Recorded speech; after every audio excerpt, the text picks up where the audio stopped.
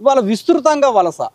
ఇవాళ మనం మహారాష్ట్రలో చూసుకుంటాం 1976లో జనాభా లెక్కల ప్రకారం ఇవాళ గూగుల్లో కొట్టినా కానీ 1,32,000 జనాభా మాత్రమే లంబాడీలు ఉంటుంది తెలంగాణలో.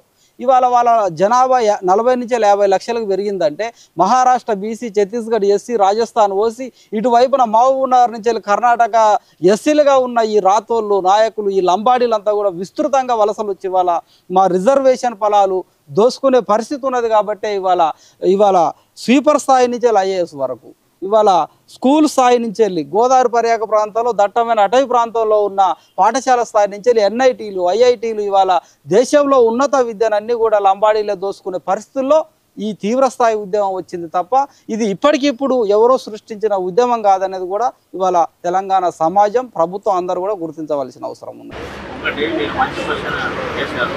దీనికి మీరు తెలుసుకోవాల్సింది ఏంటంటే, నేను ఇందాక చెప్పిన 1971 వరకు లంబాడాల అనేటువంటి జనాభా బీసీఏ కేటగిరీలో ఉంది జనాభా. కాబట్టి జనాభా లెక్కలు ఎస్సీ ఎస్టీలవే తీసుకుంటారు. అదే బయట సమాజానికి తెలుస్తారు ఎస్సీ ఎస్టీలు ఎంత జనాభా ఉందని. మేము బీసీఏలో ఉన్నాం కాబట్టి 1971 జనాభాలో తెలంగాణలో ఉన్న లంబాడీల జనాభా ఉంది, కానీ జనాభా లెక్కలు లేవు. గుర్తుపెట్టుకోండి. 76లో మనకి రిజర్వేషన్ వచ్చిన తర్వాత మేము ఏ కేటగిరీలో ఉన్నాము? ఎస్టీ కేటగిరీలో ఉన్నాము. 81 సెన్సెస్లో మేము ఏ కేటగిరీలో ఉన్నాము? ఎస్టీ కేటగిరీలో ఉన్నాం. అప్పుడు జనాభా లెక్కలు వచ్చినాయి. వీళ్ళు ఏమంటారంటే 77లో లంబాడాలు 1,50,000 ఉన్నారు. 77లో లంబాడాలు ఎక్కడ ఉన్నారు 1,50,000 అంటే రాయలసీమ ఆంధ్ర ప్రాంతంలో ఉన్నారు. తెలంగాణ జనాభా బీసీఏలో ఉంది కాబట్టి లెక్కలు లేవు. 81లో ఇక్కడ ఉన్న లంబాడలో రాయలసీమ ఆంధ్ర ఉన్న లంబాడలు ఈ 1,50,000, మా దగ్గర ఉన్న ఒక 7-8 లక్షలు కలిపితే మేము 10 లక్షల చిల్లర అయినాము. దాన్ని వీళ్ళు చిల్లర రాజకీయం చేస్తున్నారు. ఇది మీకు క్లియర్గా చెప్పట్లేదు. ఇది క్లియర్గా చెప్పకపోవడం వల్ల సమాజం నిజంగానే వీళ్ళు వలస వచ్చేదే పట్టుకుంటారు. వలస ఎవరు వస్తారండి?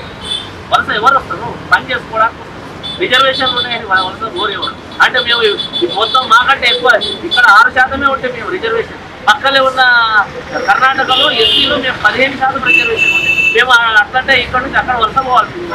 ఇక్కడ ఎందుకున్నాం మరి? అంటే వీళ్ళు చెప్పే ఆరోపణలు ఏమున్నాయి అవి చాలా హాస్యాస్పదం. భయపడ్డారు. నువ్వు చక్కగా చదువుకున్నావు, నువ్వు ఒకసారి లెక్కలు వాస్తవంగా చెప్పు. నీ హక్కుల గురించి మేము కూడా కొట్లాడుతుంది నష్టపోయి ఉంటాయి. నీ జనాభా ఎంత, ఐటీడీ ద్వారా మీకు అందిన ఫండ్స్ ఎంత? 70 సంవత్సరాల ఈ స్వతంత్ర భారతదేశంలో మొత్తం బడ్జెట్ అంతా మీకే పెట్టారు కదా తీసుకుపోయి. జనాభా మాది 6% అంటే మీరు 1.5% కూడా ఉండరు. ఇంతకుముందు ఇప్పుడు 10% అంటే మీరు 3% కూడా లేదు. అలాంటిది ఇవాళ లంబాడి జనాభాను బట్టే కదా బడ్జెట్ వచ్చేది, జనాభాను బట్టే కదా సెంట్రల్ గవర్నమెంట్ నిధులు వచ్చేది. మరి జనాభా ఎవరిది ఉందని చెప్పి ఇవాళ మేము 5 మంది ఎమ్మెల్యే ఉంటే వాళ్ళు 7 మంది ఎమ్మెల్యేలు ఉన్నారు. అంటే ఇప్పుడు ప్రాతినిధ్యం ఎవరికి ఉండాలా? ఎవరు ప్రాతినిధ్యం ఎవరు తీసుకెళ్తారు? వాస్తవంగా చెప్పాలంటే వీళ్ళకంటే వెనుకబడి ఉన్న తెగలు ఉన్నాయి. వీళ్ళే దోచుకొని తింటున్నారు ఆ తెగల్ని. ఆదివాసీలం అని చెప్పేసి కోయా కోడు తెగలు 2 తింటున్నాయి. ఇవాళ పందికొక్కుల వాళ్ళ బడ్జెట్ ఆదివాసీలకు అందవలసినవి వాళ్ళే తింటున్నారు. విద్యా ఉద్యోగాలు